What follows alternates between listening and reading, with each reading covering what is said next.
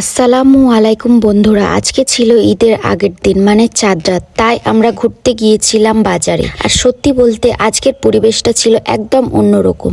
চারিদিকে এত আলো, এত মানুষ, এত আনন্দ, পুরো এলাকাটা যেন ঈদের খুশিতে ভরে গিয়েছিল। আমরা মূলত কিছু কেনাকাটা করতে গিয়েছিলাম, কিন্তু সেখানে গিয়ে মনে হচ্ছিল শুধু বাজার না, যেন একটা উৎসবের মাঝখানে চলে এসেছি। রাস্তার দুই পাশে সুন্দর সুন্দর লাইট লাগানো ছিল, দোকানগুলো অনেক সুন্দর করে সাজানো ছিল।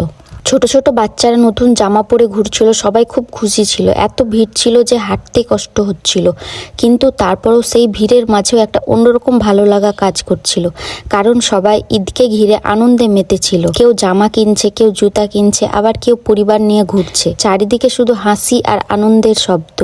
আমরাও কিছু কেনাকাটা করলাম আর একটু ঘুরে পুরো পরিবেশটা উপভোগ করলাম। সত্যি বলতে চাঁদ রাতের এই অনুভূতি আলাদা। বছরের এই একটা সময়ে মানুষ খুব দুঃখ ভুলে শুধু আনন্দে থাকতে চায়।